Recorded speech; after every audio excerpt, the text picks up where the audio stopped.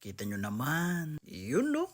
Hey guys, welcome back again to my vlog, and for this video, panibagong trip na naman ang ating pupuntahan dito sa Baguio City. Ang pinuntahan nga namin ay isa siya sa mga marirecommend ko na pwedeng isama sa inyong itinerary kapag pupunta kayo dito sa Baguio. At nga sa napakagandang view, panigurado naman na mag-i-enjoy ka dahil sa napakamura lang ng kanilang entrance. At ito nga ang Dragon Treasure Castle. Mapabata, matanda, couple, pamilya, barkada, or kahit single ka man, panigurado na mag-enjoy ka dito. Wala nga sa Baguio City, nag-taxi kami papunta rito. Tingnan namin, walang masyadong pila sa may ticket booth kaya maga kami nakabili. Kita nyo naman, zero visibility nga dito sa area dito. Sabi nga sa amin ng taxi driver, bibihira lang nga daw mga ganitong senaryo. 165 pesos nga ang babayaran sa pinaka-entrance. Kasama na rito yung pinaka-transportation mula dito hanggang doon sa may pinaka-castle. At pagkatapos mo na bumili ng ticket, dito ka naman pipila. Don't worry kasi free na rin yung service nito mula dito hanggang sa pinaka-castle. Pagpasok mo nga rito, i-double check yung ticket mo, i-confirm nila at i-guide ka nila sa pinakapila. At bukod nga sa pila, ito tatatakan din nila kayo para sa katunayan na kayo ay papasok sa Dragon Castle. Pasok nga namin dito ay marami na rin nakapila, pero napansin rin namin na mabilis yung usad ng pila. Pagka-pick up nga mismo na service, meron namang pabalik. Hindi ka naman rin mainip dito kasi pwede kang kumain, relax ka muna sa lamig, at syempre makiisyoso na rin. Meron na nga rin dito ng mga nagtatattoo.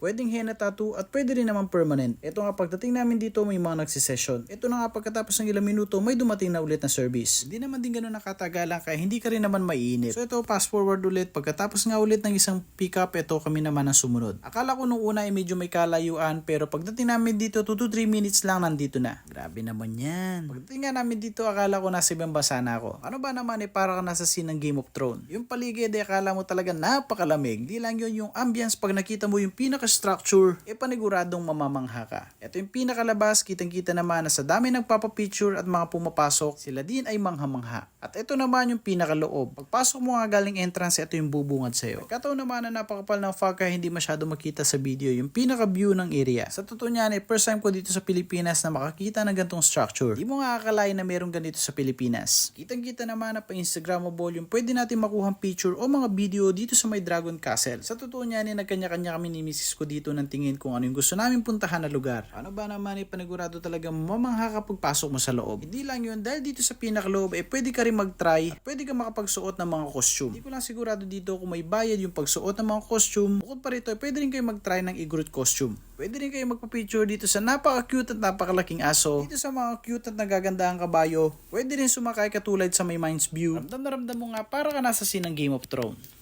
Ito pa at may mga naglalakihang dragon. Grabe no, artificial lang yan pero talagang kahit papano nakakamangha na rin. Alala ko pa nga nung nanonood ako ng Game of Thrones, ito yung pinakasin talaga kung saan makikita mo yung paligid ay puting-puti. Alam mo yung kahit bata, matanda, couple, pamilya, barkada, or kahit single ka man, panigurado na may enjoy mo rito. Kaya naman kung nagbabala ka na pumunta dito sa Baguio, try mo na rin to at isama mo rin to sa iyong itinerary. Ang kagandahan dito, hindi crowded, napakaganda ng view, at dahil medyo may kataasan ito kahit papano may kalamigan din. Pagdating nga namin dito, marami na rin yung mga tapos pero may mga nakita pa rin kami na may mga ginagawa. Pwede nga lang kung magstay hanggang mamayang gabi dito, panigurado papaldo rin tayo. Oops, sabi niya di raw pwede, sa kanya lang yun. Ito nga at may mga bantay sa mga coins sa baba kaya hindi tayo pwedeng kumuha. Panigurado may magagalit sa atin. Talaga namang halang ako dito kasi kung titingnan mo yung baba hindi mo na makikita. At dahil nga sa kapal ng fog, ito dalawa na may enjoy mo. Pinaghalong scenery at syempre ang nature. At sa mga nagtatanong naman kung pwede magdala dito ng mga private vehicle, don't worry kasi pwede po ito. Nagkataon nga lang na first time ko dito kaya hindi na rin muna ako nag-drive. Pero marami din ako mga turista na nakita dito na private vehicle. Napakadali nga niya puntahan, accessible, at kahit papano napakaganda talaga ng views at hindi mo pagsisisihan yung 135